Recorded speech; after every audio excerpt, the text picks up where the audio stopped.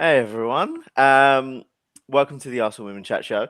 And well, this is my first time hosting this, so bear with me if there's any technical difficulties or anything like that in today's stream. Welcome to my guests, making, I believe, your debut as well, Amanda. Yeah. How are you? I'm very good, thank you. A little bit nervous, but yeah, happy to be here. Don't worry. Well, to be fair, I'm in the exact same boat right now anyway. um, Paul, how are you? Yeah, all good. Just about recovered from last Sunday. The voice is back. So yeah, it's all ready to do it again. Amazing. And Kev, how are you? Yeah, recovering from all the bugs that we picked up at Stamford Bridge and the G-Tech. Well, to be fair, there's a lot of bugs at Stamford Bridge, let's be honest. Yeah. But to be fair, that's a nice little husk that you got going on there. So yeah, I'm pretty sure it's going to sound quite nice for the listeners today. Really, so we've got a big game this weekend, Man City, and this kind of like goes hand in hand with us battling for second and third, because somehow, well, for the first time in a long time, Chelsea are not involved in the title race. So how are you feeling about the game tomorrow? Paul, we'll start with you. Yeah, like you say, it's good to see someone else other than Chelsea at the top of the league. But yeah, realistically, we've got to be fighting for second place, and coming off the back of that, the last 2 or 3 results, I'm quietly confident that we can do a job against City. Having said that, though, they're coming off the back of some good results as well. So I think it's going to be a really good game. It's either going to be a stalemate and we're going to struggle with sort of a 0-0 or a 1-1, or it could be run ragged, sort of 5-5.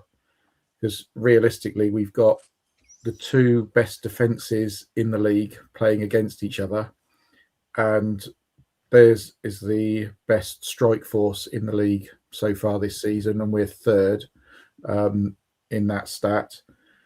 And as long as our girls can actually find their shooting boots, then I think that we could just about, with that home advantage, with the crowd behind them, we should just have enough to tip it in our favour. Yeah. And Amanda, going to you. Obviously, we know how many goals Man City have scored, and it's a considerable amount more than kind of everyone else in the league. Do you think they'll come at us with the same level of intensity as they have in other games, or do we think, like Man United, they will just come and like try and not lose? I don't know. I saw the City match last week, and they tore Chelsea apart. It was it was quite something. I don't think we've seen a lot of people do that to Chelsea, which was lovely, right? But I mean, if they come and play like that, I think it'll be a good match. I always travel hopefully. I think we'll get the win with the buzz at the Emirates, like it's been the last few times. Yeah. That's got to count for something, hasn't it? But I mean, they're more scary proposition at the moment than Chelsea were. Like, obviously, we got the win against Chelsea at Stamford Bridge the other week, which was wicked. But I think City this year have really elevated, and some of their front line, that Caroline got a hat-trick last week.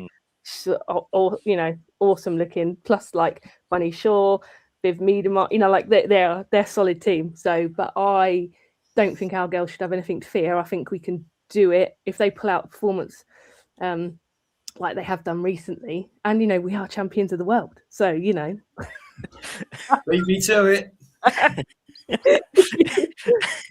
Yeah, and like, to be fair, we'll just continuously be reminding ourselves of that. Yeah. And to be fair, rightly so. Kev, going to you on Darren's comment here. Keep Bunny quiet. We should be okay. How do you think our defense is going to fare against someone like Bunny Shaw, who's on such great form this entire season? Well, to be fair, Lotta has done a good job on Bunny in the past. So that's obviously going to be the matchup. The one that does worry me, though, is Caroline. Her pace is something else. It's frightening. Yeah, we really have got to be switched on from the get-go. But yeah, I can see another odd goal in 7. You know, if it's a fully open game, it could be it could be brilliant for the photographers because they're going to be busy snapping. But yeah, that's what I see happening. I do. I see an odd goal in 7 type of result. Yeah. I mean, I'm not sure who's really going to be playing in this defense. Like, obviously, you mentioned Lotte Woodman-Moy. Like, she's not featured too much this season, Paul. What do you think our entire backline is going to look like? And that extends to, what's happening with our goalkeeper situation as well.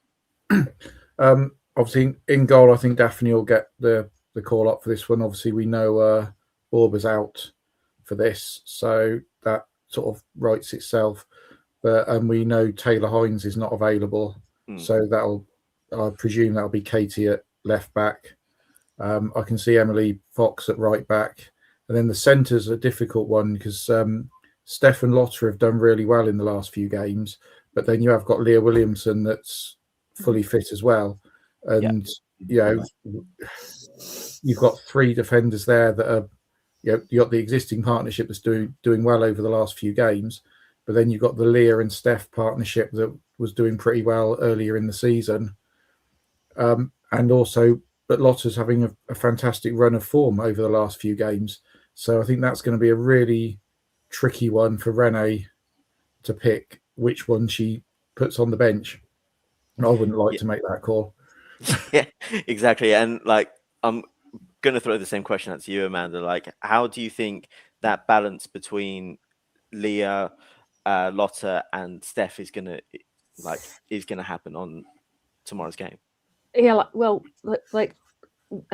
Williamson brings a lot, not just playing ability but leadership ability. But I think Lotta and Steph have done such a great job recently.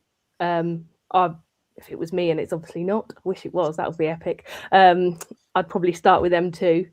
You've always got Leah in your back pocket to bring on. I agree, McCabe and Emily Fox. And then goalkeeper, I think that it's a decision's already made, isn't it? Because Borba, I think, is out anyway. And we'll have DVD back in, but I think it's a real shame because I think Borba was pretty amazing up until she got taken out the other night. So I think that's a real shame for her, and I hope she gets a chance to have another, fair fight for the shirt, because in my opinion, I think she was pretty good.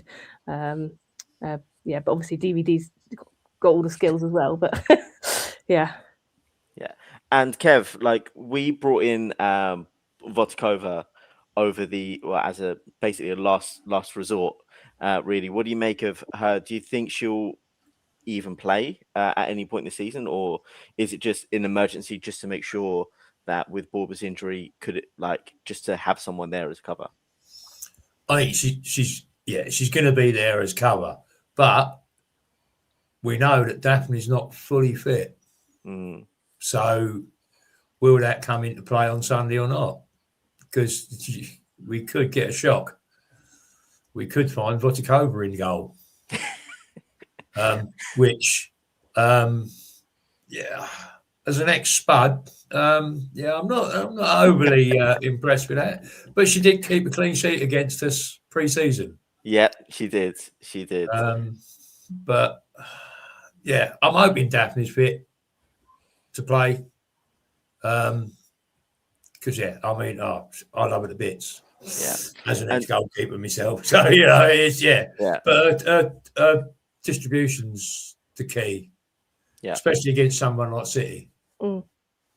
Yeah, and obviously as the resident goalkeeper expert here yourself, how much of an impact do you think it is that she's not 100%? And we saw her at the start of the season, she wasn't playing to evidently the best of her abilities, and then she got another subsequent injury. How much of an impact do you think that's going to be on her to potentially play, be thrown in and play tomorrow?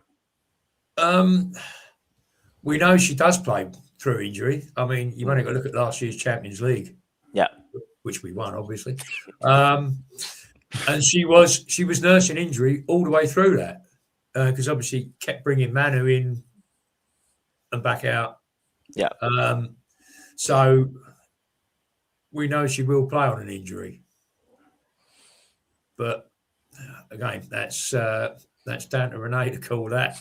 Nobody else. Yeah. And I think this kind of goes into the wider point on how we're going to be restructuring the squad potentially over the next maybe the next year or two. Obviously, we've got a few big players that have their contracts ending at the end of the season. The big notable one that's been hitting the news rounds has been Katie McCabe. Paul, what's your thoughts on McCabe probably not getting a new contract?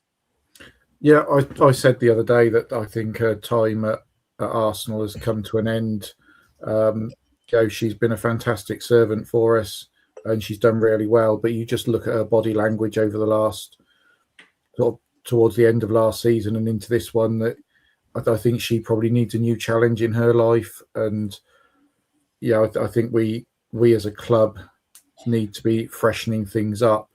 And that's definitely one area that I think we need to, move forward on and look for a new left back in that position. And going on to that, Amanda, is there anyone else apart from sort of McCabe that you think will be on the exit in the summer? So there is a bunch of them, of some really high-profile players. Actually, I saw a list today. I think there's Catley on it. I think Ford might be on it. I think Steena's on it. Leah, obviously, but I'm certain they'll keep hold of her. Beth Mead, again, she was in and out in the summer transfer window, wasn't she? So I think personally, I'd certainly hang on to Steena. I would want to see Beth stay, but that might be heart over head. Obviously, Leah. I think we should keep hold of Catley as well. But I think it probably, I love Katie McCabe. She's legend, 10 years, she's quality. But I think you're right, Paul, probably time for her to move on for herself as well. I'm sure she wants a new challenge. And obviously everyone's talking about the chance of getting Ona Bataille.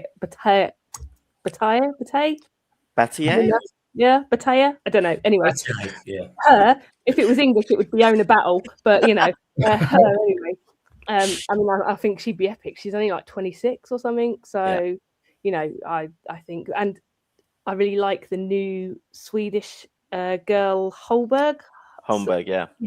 I think she is. I was at Meadow Park. I think we brought her on against Villa, and she was just. I was like, wow, what? Yeah. So I think I think there's a bit of a rebuild needed, but not a tear it up and throw it away rebuild. I think we just need a few key positions. If we can get Stanway in as well, which is obviously big boss, I think she could do a job as well. So yeah.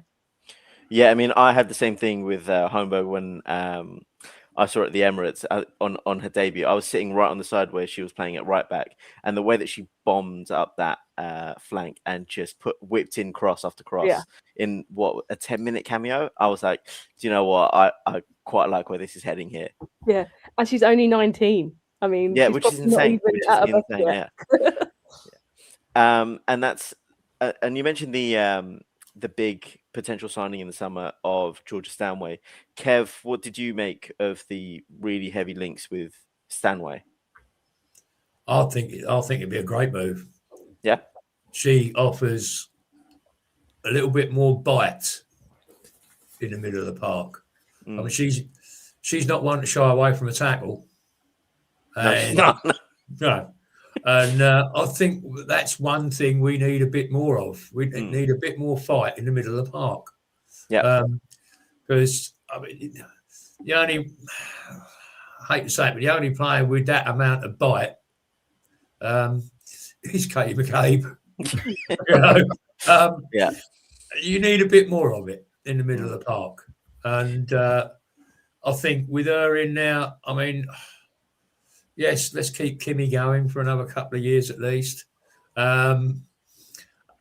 which hopefully would allow us to push Mariona right up and, just unlock defences.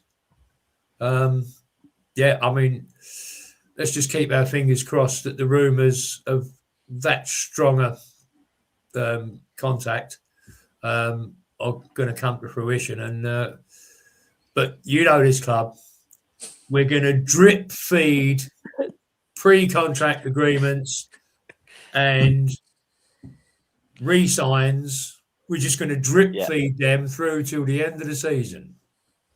So going to keep us waiting. Yeah. And there we see the 10 more years of Kimmy Little. Paul, do you think she can go on for another 10 years? Obviously, I think Marta's still going. So can Kim Little pull off a little Marta and just stay playing for us for another good while? Excuse me. I mean, on current form, then there's no reason why not. But yeah, I think she's definitely got at least another year in her, and I think it's if she can keep going for 1, maybe 2 more years while we do the rebuilding, I think she's got the solid head and she's got the experience, and she's Arsenal through and through. So when the new players come in, you've still got that stability there. And I think, you can keep hold of some of those players that are like that, the likes of Kim Little, Leah Williamson, that know the club inside out. I think that'll be a real bonus for those new players that are coming in. And I think if we can make a statement with a couple of signings with the likes of Georgia Stanway and a couple of others, sort of make a statement to the rest of the league that, look, okay, we haven't quite been at our best the last couple of seasons. We've been up there, but not, realistically challenging Chelsea for the title. But we are now, going to do it. Yeah, we are currently champions of the world. So, we need to build on that, and we need to bring these signings in to make that real statement to the league and say, do you know what, we're not messing around now. We're going to go and win it. Yeah. And that whole sort of Stanway only wants Arsenal. She wants the move to come to us.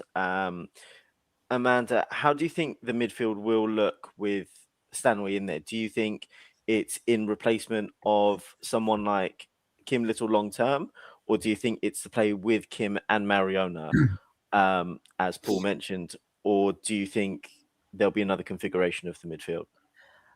I'm not completely sure. I think potentially Stanway might be a long-term replacement for Kim. I'd love to see her do at least another year or 2, but maybe she doesn't play, as regular as she has done.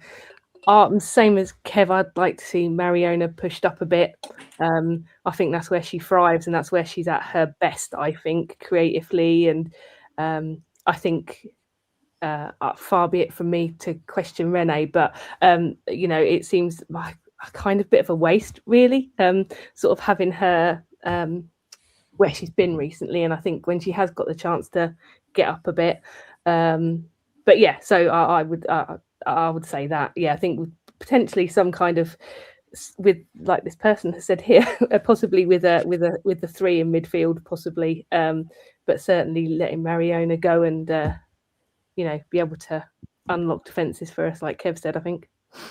Yeah, I mean that's part of the reason that I highlighted this. I think we could see a midfield of potentially Stanway a little bit deeper in that little combative role, while Little and Mariona go a bit further forward. But I mean, we're all hoping for Mariona to go a little bit further forward. And Kev, going to you, like moving further up the pitch, we've spoken about defense and how that's restructuring with McCabe potentially on the way out.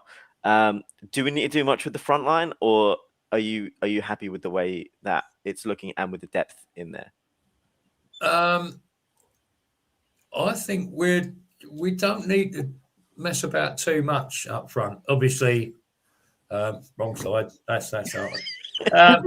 If we can keep less playing as an out and out 9, it's all I want to see. And obviously, with the way Mido's playing at the moment, fantastic. Chloe Kelly's coming back from injury. Hopefully, she'll get into the mix. Libby Smith. Yeah. So we've got, because obviously I believe that Fordy will go at the end of the season. So would we need to sign one more winger? Or have we potentially got one of those out on loan somewhere? Yeah, and I think we've got three at the moment. Three really good players out on loan that have just gone back out on loan. With Layla Harbert, Maddie Earl, and Jessie Gale's off and running down at Bristol.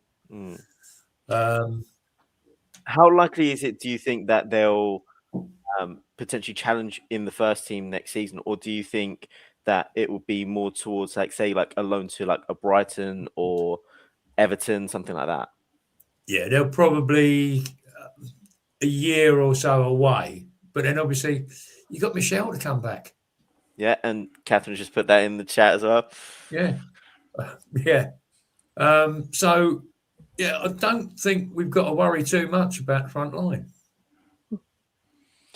Yeah, I mean, Paul, going to you as well. How do you take the front line and potentially losing Ford? I mean, I know we really haven't seen the best of her this season. She did score in the final, but she has been missing something a little bit this season, hasn't she? Yeah, all season she hasn't been the same player that she was last year. She's been just off the boil almost every game, and she, up until last Sunday, it was one of two things with her, and the defences knew exactly what she was going to do. It was only last week that she tried something different, got the shot away, and scored the winner. So I think out of the whole front line, I think Ford will be the one that will make way. Whether Renee's got her eyes on someone to come in and replace her, or whether she looks sort of within the academy, and she has said in previous press conferences that she's looking at the young players that are coming through. She knows which ones she'd like to bring through into the first team. So I can see sort of a mix throughout the team of bringing in these new players, but also bringing them through the academy. I mean, she's done it with until she picked up the injury, Katie Reid coming in at the back. So again, that's one that come next season will hopefully come back into the first team with the injury, as well as Michelle up front. And then you have got the likes of Maddie Earl, Layla Harbert that have gone back out on loan. Again, we've got a really good, talented academy that's there. So I don't see why she can't use it a little bit. Yeah, and I think we've seen talented youngsters of ours go away and like on permanent deals as well and do quite well. I think I've always been impressed with Anna Patton when I've seen her play at Aston Villa, and Freya Godfrey's really hitting her mark. Coming into her own at London City Lionesses as well. Amanda, do you think there's a little bit of a fear with these younger players that if they don't get the opportunities, that they will look for permanent moves elsewhere? I think so. I think there's a lot less patience than there probably once was, where you'd just sit and wait your turn and then, you'd try and stay around the place and fight for it. But yeah, so I think there is definitely a lot less patience these days. And I'm not sure that's necessarily a bad thing. Ambition, these girls have only got limited time. I guess they want to get to the best they can be. And maybe for some of them, they feel that is a move. I think with regards to the front line, I think perhaps after that goal at the final the other night where we won, world champions, that the floodgates might open a bit for Fordy, I hope, and maybe that's the shot in the arm she needs. But I think the front line is all right, and Liv Smith, having seen her live a couple of times, you don't get it on the telly how rapid she is, and how you can actually, she scares the bejesus into people when she's running at them, and her trickery. And I guess that's why she's getting kicked around so much. I think she might be the most fouled player in the WSL at the moment. So I think she's another real massive, like hope for us in terms of the front line. But yeah, I don't think we're going to see any like massive, buy-in of any big name forwards. I don't think that's the area that we need desperately. Yeah. And Kev, going back to you here on not that comment. Where has it gone? That one. Catherine over here mentioned, do you think it was a mistake to let Godfrey go after her loan spell was over? Yes. Short and simple. Simple as that. Yeah, because I mean we knew she was good. I mean, her performances for the young lionesses have been good. I'd say along with the others that we mentioned, and it was probably more her choice, given what they're trying to build at London City, and as she'd been there on loan, she'd already bought into that, and it's a shame because she is starting to look very good. But who knows? Stranger things have happened. The call of home. She wouldn't be the first. Yeah. To be fair, there's been quite a few instances of players coming back. And they do have a fair few of our old academy products, haven't they? Because Taya Goldie's over there as well. Paul, can you see any of the old academy products coming back this summer, or do you think it's more sort of like one day if they become genuine top class talents, then we'll make a move? Yeah, I can't see any of them coming back just yet, but I completely agree with what Kev said about Freya. I went to see her. I've seen her 2 or 3 times for the young lionesses, and once when she was on loan last season at London City, and I thought then that this season she could be challenging for a place in the first team, but obviously something didn't happen. Probably London City offering her, first team football from the word go, whereas at Arsenal she would be fighting along some top class experienced players. But yeah, it's that challenging one for these young players. They want to be playing. They want to be constantly playing. They want to be noticed potentially for the England shirt as well. Yeah. And when you've got such high quality players as we have, compared to some of the other teams, with us, they're going to have to just sit and wait their turn.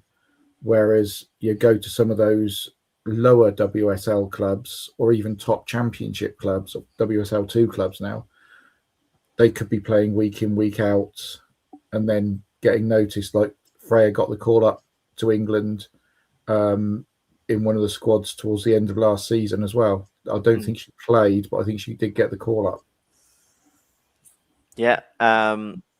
And hopefully, like, I always like to see a return of a former academy product. I do think it's quite nice. Like, obviously, the men had that with Emirates Eze coming back after a 14-year odyssey. But yeah, hopefully one day we can see some of these players come in. Now, kind of going back to the league as a whole, Amanda, I'll come to you for this. There is a 2-point gap between Man United in second and the other North London lot in fifth. How do you think the sort of last half of the season is going to shape up? Obviously, we've got a game in hand. Like, we can't forget that. We're playing, I think that game finally got rescheduled up to April. So how do you see that, especially second and third, shaping up towards the end of the season? I think that after the last couple of games Chelsea have had, they're done.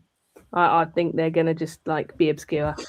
As I said, I travel, hopefully and optimistically. I would love to see that, we can still take the title, and I think obviously mathematically it's possible. We'd have to go on one hell of a tear though, wouldn't we? And Man City would have to like completely capitulate.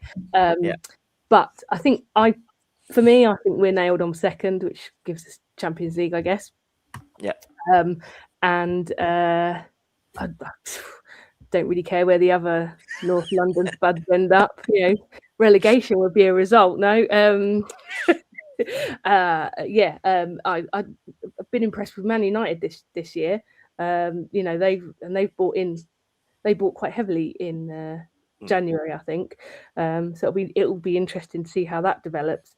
But yeah, no, I think we're nailed on for second. I think we're gonna really thrive off some of the confidence of our recent performances, and I'm really hoping that we, starting on Sunday, we can go and smash it. I think second. Yeah. Kev, same question to you. How do you think that sort of like second to fifth cluster will end up shaking up for the end of the season? Well, I maybe not quite as confident as Amanda.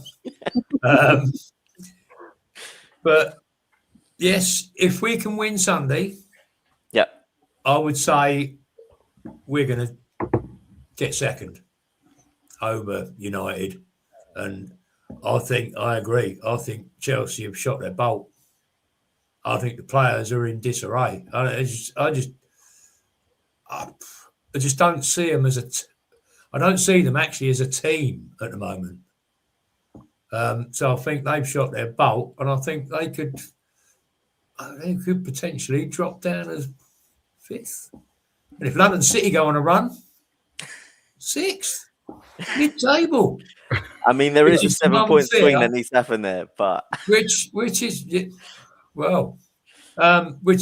that's the only thing that worries me is we do have to beat City or at least not lose on Sunday, because there is potential for us to be fifth come Sunday night. And although the points wouldn't be much, it's just that knowledge that there are that many teams ahead of you. So, yeah. Fingers crossed for Sunday. We do need to get that one over the line. Yeah, we do. And Paul, same question again. Do you think we'll be second, third, or I mean, we're not going to finish below that. Let's be real here. Yeah, I mean, I am confident that we can get that second place. It's vital not to lose on Sunday. So the minimum we can pick up is a point realistically. But also on the final day, Chelsea play Man United. So that's going to be a really interesting one. I think our last 3 games, if I remember correctly, is now Leicester at home, Everton at home, and then Liverpool away. So once we get past Sunday, we're then gradually, in effect, getting an easier run as we go on. We're almost playing the league in order that it is. Yeah. Because we got Brighton coming up, who are up there, London City. Then we got that lot from down the road as well. So with what on paper should be easier games, then are going to be towards the end of the season, and that's also when we're going to be involved in Champions League semi-finals, FA Cup semi-finals as well. So we're going to be fighting on 3 fronts at that point, and having that game in hand against Leicester, I think, is brilliant for us. If it had been against somebody like Man City or Chelsea, you've always got that worry that that's a really difficult tie. But having it against somebody like Leicester, if we've just played a big game just before them, it could be a bit of a we're back at the Emirates. It's only Leicester. Okay, the crowd's not going to be massive for that one, from what I see. People maybe not going to it, but I'm quietly confident we can get that second place. Yeah. And Amanda, I just wanted to highlight this comment here from Catherine. Do you see Chelsea genuinely dropping out of the top 3 this season? I do. I really do. I think they are an absolute cluster after the last 2 games. They haven't got a clue.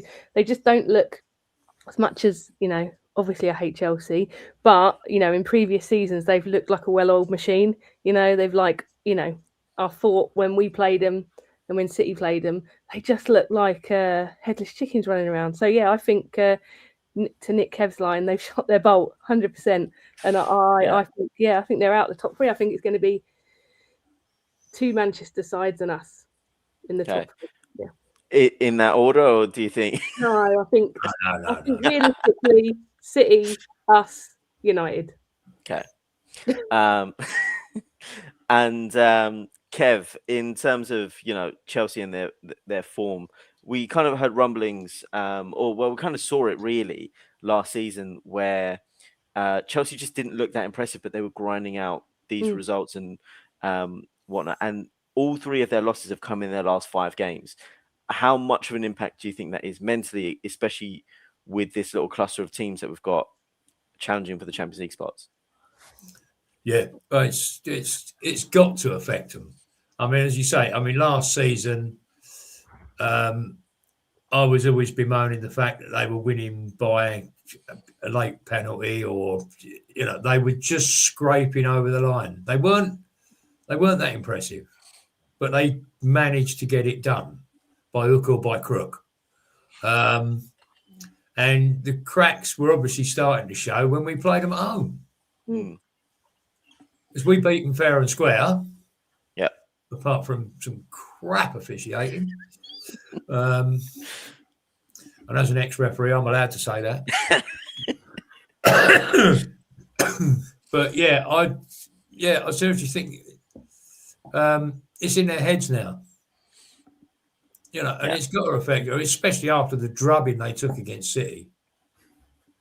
I mean, they just, obviously I didn't see much of the game because we were outside the pub taunting the 700 or 800 Corinthians fans that were walking past. But yeah, we did hear the shouts from inside the pub every time City scored. And Paul, going back to you on sort of like the way that Chelsea and even potentially United are looking with their squads, like they are pretty stacked in terms of some of their names in both teams. Do you think if either don't qualify for the Champions League, that there might be a mass exodus of any sorts? I think possibly at Chelsea, yes. I think they're used to being at the top in pretty much all competitions. Obviously not winning in Europe because that's our job. But, domestically, they're used to winning everything and being in finals every year and so on. Whereas Man United aren't quite up there yet. Yes, they had the FA Cup final win. Yes, they've been finishing in the sort of top 4. They're now the top 3. I think they're building for it. And I think that's where the 2 clubs are different. One's on its way down and one's on its way up. And I think, we have really seen the cracks in Chelsea the last few games. And I mean, it is great to see because they've been up there almost unchallenged for so long now that it's like the old say, when they're going to come crashing down, they are really going to come crashing down. Yeah. And here it goes. And Amanda, this kind of like this whole conversation kind of like goes to the point, to the big question I wanted to ask, like in this stream was, what do we need to do to be considered contenders to win the WSL next season? From recruitment to what happens to other teams, how do you think that will pan out for us next season? I think if we can make those a couple, maybe 3 strong signings in the summer. So if that's the 2 we've already discussed, plus maybe one other, there's obviously going to be a bit of trimming of the squad as we've sort of discussed, but I feel like the spine is still going to be in place. I do think it's really important that we keep hold of Leah and Kimmy Little for sure, because of just what they bring in terms of like pure Arsenal-ness to the team. I think Chelsea have done a lot of the job for us because they've like blown themselves up, so we can kind of, that's one big rival out the way. I think we can, if we can we win the Champions League again this year? Don't know, that would be wicked. But we've still got the FA Cup to contend as well. I think we've got to win something else to show that we're actually really big players, but I don't think we've got far to go. I think you can really tell the difference when players like Leah was out early doors. Then we got Kim. I think we lost her after we played Leicester. So you could really tell things weren't really clicking. But then if Chelsea do, fall from grace big time, and there is a bit of a fire sale there, who would you pick up from that team? Don't know. Aggie Beaver Jones is pretty good. Probably have her. She was there, she was a bargain. I don't know who else you'd have, but yeah. So that's what I'd say. I think we're this close. We're not bad. Yeah. And Kev, kind of the same question to you. Like, from everything that we discussed today, like, what do you think we need to do to be considered title contenders for next season? Start the season better. Yeah. Basically, I mean, to be fair, that is our problem. We do not start the season very well. So whether that's preparation, whether that's everybody's knackered after a long Euros. Yeah. Although, to be fair, I do like the idea of sticking to mainly European players for the simple fact that you don't lose half your bloody team halfway through the season for a month. I just that's my way of looking at it. We lose our Aussies. I mean, for some clubs, those with the Japanese players, so you lose all them as well, and then you've got the other lot. Is it the Africans disappear as well just after the Asian Cup? So, stick with the Europeans, make good signings, and get off to a better bloody start. Come out of the box firing. Yeah, I mean, to be fair, I think we did start the season with like a 4-0 and a 5-1, but that seems to be more of like a false dawn more than anything else. Yeah, but we lost. Yeah, I mean that's the thing, and then you like I say, no Leah, then you lose Katie, which does upset things at the back, and then you're starting to rebuild. You lose that little bit of composure or confidence. And obviously we had when Annika first went in goal, the confidence between her and the back line wasn't there. We know she wasn't that confident at the start, but her confidence grew, and our chance obviously helped in some small way with that, made her feel good. And and like I say, her confidence is now somewhere up there in the stratosphere. But good start. And Paul, the same to you. Like, what do we need to do to win the WSL next season? I think we just need to be more consistent.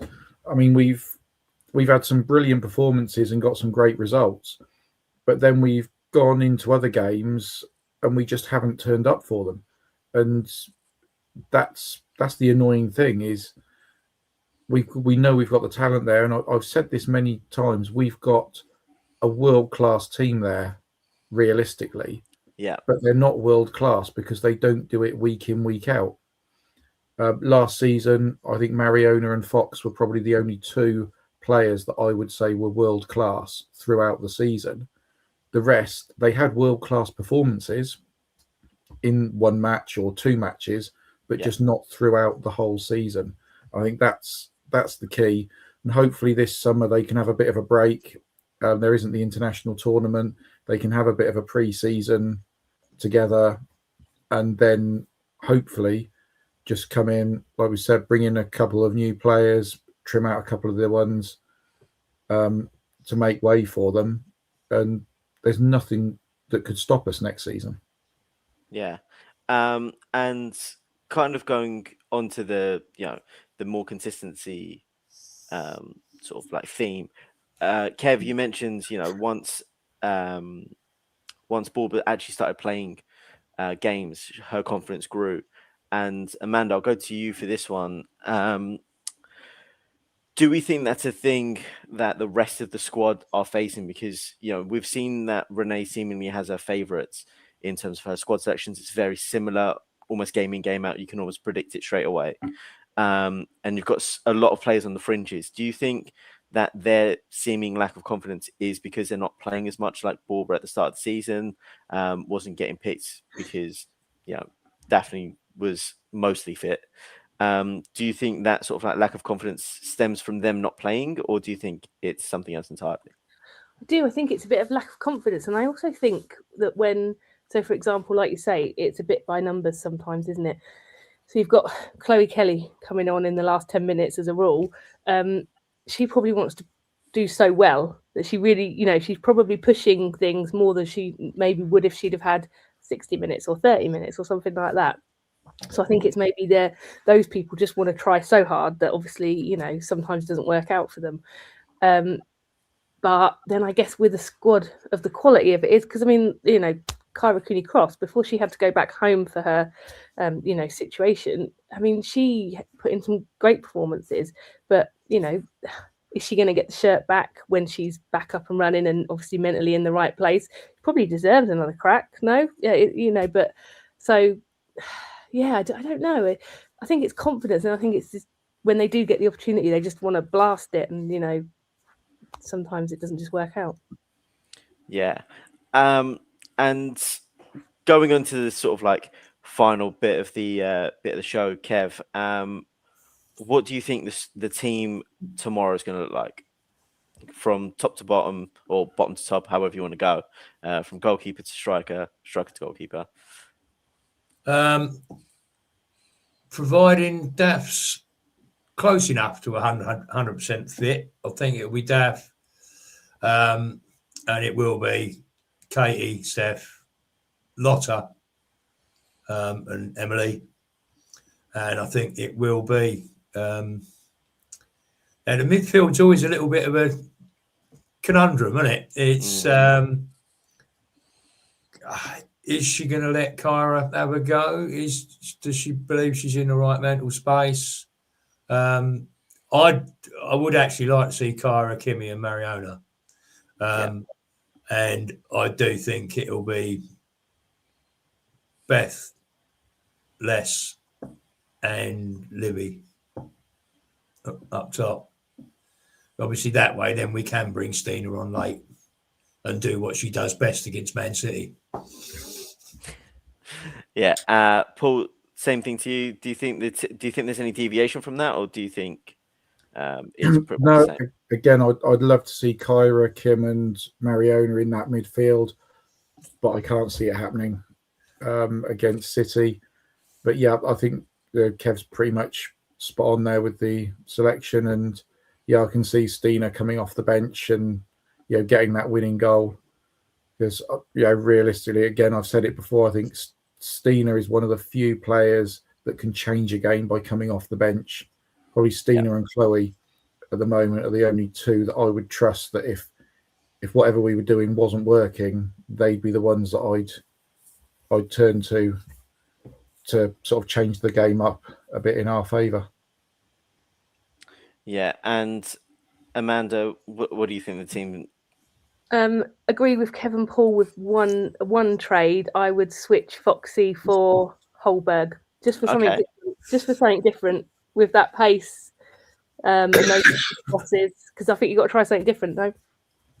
Yeah. Do you think City is probably the game to do it, or would you consider doing that against a bit more of a sort of like struggling team in the league on 65 minutes? I don't know. I think you've bought the girl. You obviously believe in her. We've seen her cameo performances. She's been amazing. Yeah, that's what I do. But I unfortunately am not the manager. Yeah, I mean, to be fair, we all wish we could make this choice. I think all of us unilaterally have an ideal midfield three of Kyra with Kim and Mariona. But I mean, for me, I've got a soft spot for Palova. I think she's a great player, and I'd like to see her in that team. Maybe with Free to drop into the bench, and you can almost have a midfield of Palova with Kim and Mariona. But hey, Like again, none of us are the managers, so we can't really do that. In terms of the score predictions, the old favorite segment, Kev, hands on the head already. Can I get your score prediction with the first goal scorer, please? Oh God, I'll go for the 4-3 Arsenal. Okay, that's the heart. Are we naming all 7 goal scorers here? No, no chance. And I'm going to say, my girl's going to do it. Yeah.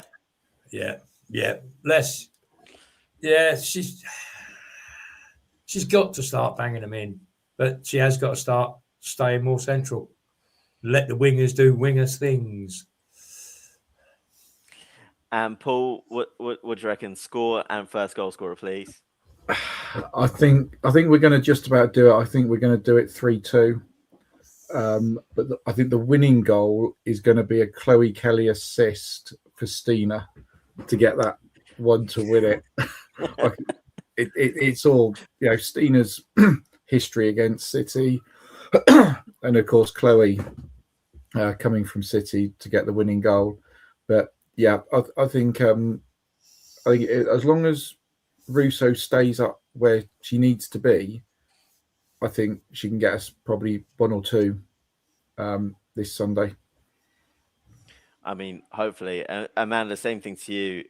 Score prediction and goal scorer. For me, I reckon 2-1, and Okay. I think we're going to see another Liv Smith absolute screamer to take the net off. And is that going to open the scoring, or do you reckon that's going to be like a limbs everywhere winner? I think that's going to be the first goal. I think Chloe Kelly's going to come on and take the second goal and go absolutely mental. Yeah. Which will just be beautiful. I can't wait. I'm so excited to go this week. I really am. And a little bit of news that kind of happened as we were doing the show. Bon Pastor has been given a new contract at Chelsea. How do we all feel about that? I mean, not that it matters too much to us, I guess.